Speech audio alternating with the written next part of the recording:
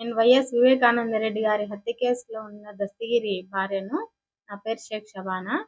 మేము నిన్న మా నాన్నగారికి హెల్త్ బాగలేకపోతే హాస్పిటల్లో చూపించి మా అమ్మ దగ్గర వదిలేసి రావాలని చెప్పి మల్యాల గ్రామానికి, తొండూరు మండలం మల్యాల గ్రామం మాది, అక్కడికి వెళ్ళినాము. అయితే వెళ్ళిన తర్వాత అక్కడ కొంతసేపు ఉండి మా అమ్మ దగ్గర మా నాన్న వదిలేసి అన్నం తినేసి మేము ఊర్లో మా వదిన దగ్గరికి పిల్లోళ్ళని చూసి ఆమెను చూసి రావాలని చెప్పి నేను వెళ్ళాను. నేను ఒక్కదాన్నే వెళ్ళిన తర్వాత అక్కడికి మా అన్నోళ్ళ ఇంట్లోకి వచ్చి ఇద్దరు మహిళలు నా పైన దాడి చేసినారు. చేసేటప్పుడు వాళ్ళు మా ఎవరితోనో ఫోన్ మాట్లాడుకుంటా వచ్చి ఫోన్ ఆన్లోనే పెట్టుకొని ఫోన్లో వినిపిస్తున్నారు మాటలు, వాళ్ళు తిట్టడము, వాళ్ళ భాష, వాళ్ళు కొట్టేదంతా ఫోన్ ఆన్లోనే ఉంది. అయితే వాళ్ళు ఏమంటున్నారంటే దస్తగిరిని సంవత్సరం లోపల ముక్కలు ముక్కలుగా మా అవినాష్ రెడ్డి అన్న, మా మల్యాల రవెన్న, జగన్మోహన్ రెడ్డి నరికేస్తారు అని పేర్లు క్లియర్ కట్ గా చెప్తాంది ఆమె. సంవత్సరం తర్వాత 4 ఏండ్లే, ఇంకా సంవత్సరం అయిపోయింది ఈ గవర్నమెంట్, ఇంకా 4 ఏండ్లు ఉంది. ఆ 4 ఏండ్లు అయిపోయిన తర్వాత నిన్ను నీ బిడ్డలను భూస్థాపితం చేసేస్తాము. నీకు అంత బలుపేమి, నీకు ఎవరిచ్చినారు ఇంత అహము? నువ్వు దస్తగిరి తప్పుడు సాక్ష్యాలు చెప్పి జైలుకు పోతే నువ్వు బెయిల్ తెస్తావా? నువ్వు ఇట్లా హారతులు తీస్తావా? వాడు ఏమన్నా ఘనకార్యాలు చేసినాడా?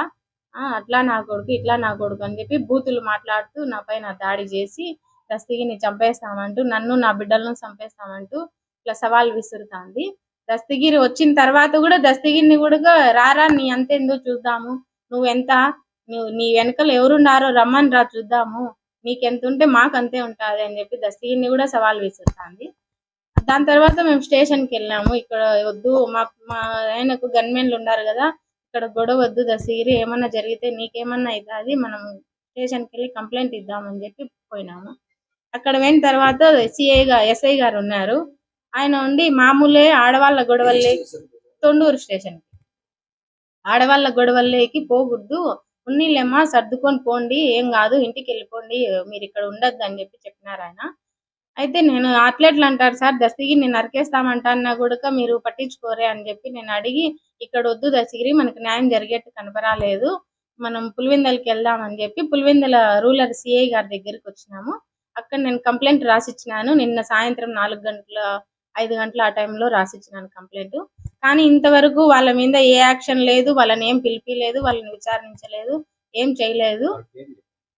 వాళ్ళ అమ్మ పేరు వచ్చి కుల్సుమ్, వాళ్ళ కూతురు పేరు వచ్చేసి పర్వీన్. వాళ్ళు వైసీపీ కార్యకర్తలు. వాళ్ళు మల్యాల్లో రవి అనే వ్యక్తి దగ్గర ఉంటారు. వాళ్ళు పార్టీ కోసమే పనిచేస్తారు, పార్టీ కోసమే వాళ్ళు ఉండారు అక్కడ.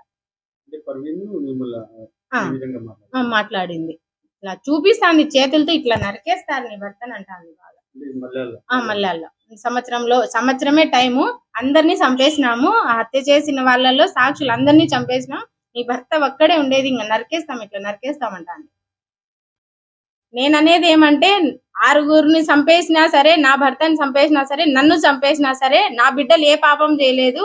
దయచేసి వైసీపీ వాళ్లకు నేను చెప్పదగింది ఒకటే, ఏదైనా కక్ష సాధింపులుంటే నా వరకు, నా భర్త వరకే చేయండి. నా బిడ్డల జోలికి వస్తే మటుకు ఆ పరిణామాలు వేరే ఉంటాయని మిమ్మల్ని పదే హెచ్చరిస్తాను.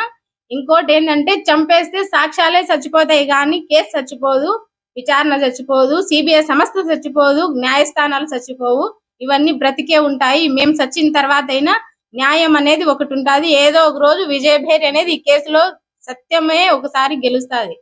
ఇదైతే సత్యం. మమ్మల్ని చంపినా, మమ్మల్ని ఏం చేసినా కూడా సత్యం అనేది ఏదో ఒక రోజు జయమే అవుతుంది. ఏమీ లేదు. చేసినాం, ఎఫ్ఐఆర్ చేస్తామని చెప్పినారు, వాళ్ళని పిలిపిస్తున్నారు కానీ పిలిపిలేదు.